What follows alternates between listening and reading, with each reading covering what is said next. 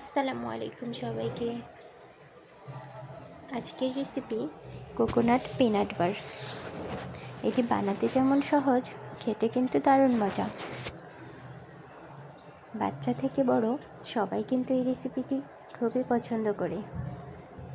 তাই আপনারাও চটপট বানিয়ে নিন এই কোকোনাট পিনাট বারটি। আর ভিডিওটি দেখার পূর্বে আমার চ্যানেলটাকে অবশ্যই সাবস্ক্রাইব করে দেবেন।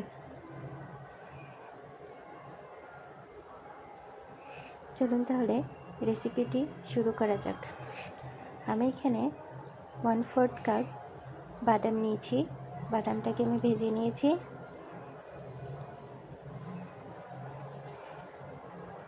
ভেজে ওপরের লাল খোসাটাকে ছাড়িয়ে নিয়েছি। এখানে নিয়েছি নারিকেলটাকে আমি এরকম কিউব করে কেটে তারপর শুকিয়ে নিয়েছি। আমি চুলার নিচে দিয়ে শুকিয়ে নিয়েছি। দেখুন একবারে মুচমুচে করে শুকিয়ে নিয়েছি। লাল অংশটাকে ফেলে দিয়েছি, তারপর কিউব করে কেটে শুকিয়ে নিয়েছি। দিয়ে দিব 2/4 কাপ কোকোনাট।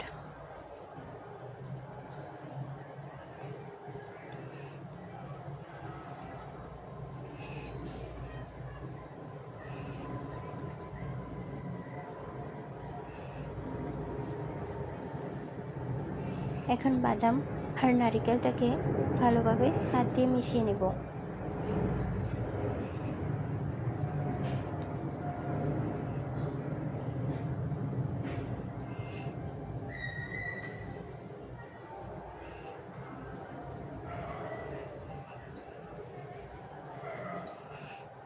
একটা প্যান নিয়ে নিয়েছি।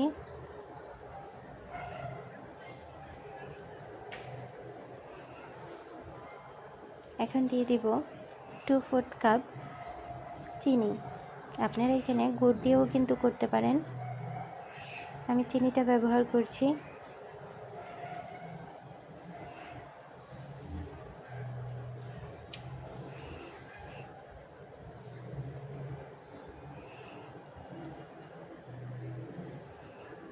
এখন চুলায় বসিয়ে দিয়েছি।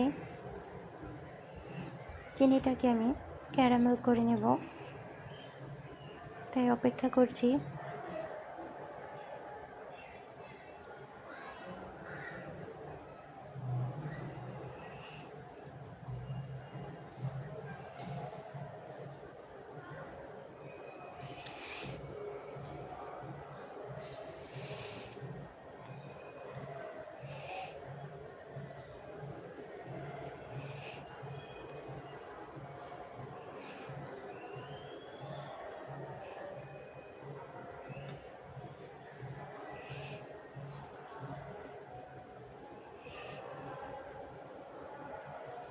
এই পর্যায়ে আমি ভালোভাবে নেড়ে দেব, যাতে করে নিচে থেকে লেগে না আসে।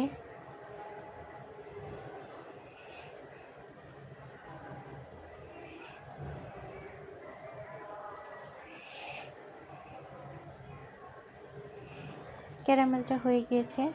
এখন আমি বাদাম আর নারিকেলের মিশ্রণটা ঢেলে দেব। ঢেলে বাদাম আর নারিকেলের সাথে ক্যারামেলটা ভালোভাবে মিশিয়ে নেব। আর এই কাজটা খুব দ্রুত করতে হবে।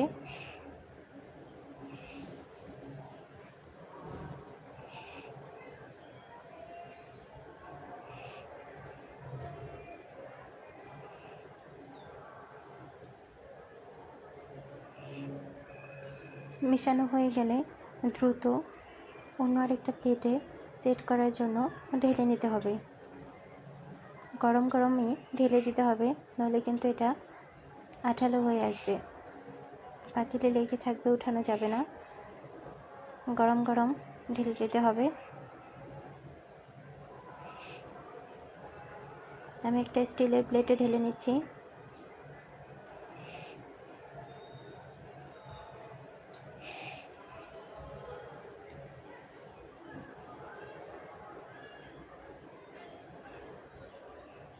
গরম থাকা অবস্থায় কিন্তু একটা বেলুনের সাহায্যে আমি এভাবে বেলে নিচ্ছি, এতে করে চতুর্দিকে সমান হবে।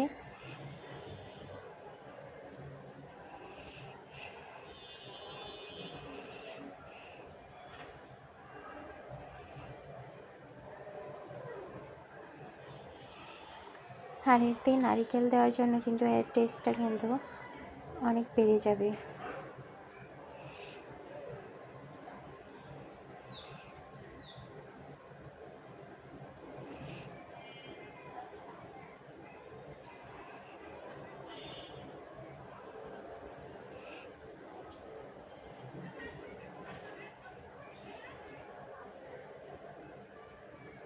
এখন সাথে সাথেই কিন্তু একটা নাইফের সাহায্যে কেটে নিতে হবে।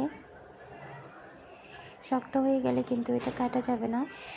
এখন আপনাদের মন মতো শেপ দিয়ে নিতে পারেন। আমি সবগুলো কেটে নিচ্ছি। দেখুন আমি সবগুলো কেটে নিয়েছি।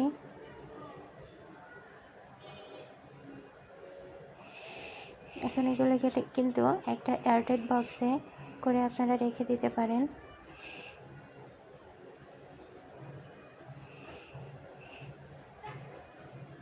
এটা কিন্তু দীর্ঘদিন ভালো থাকে।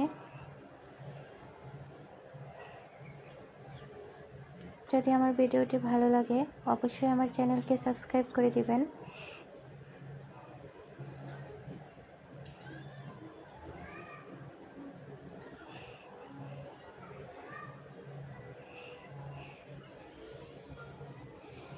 ধন্যবাদ সবাইকে।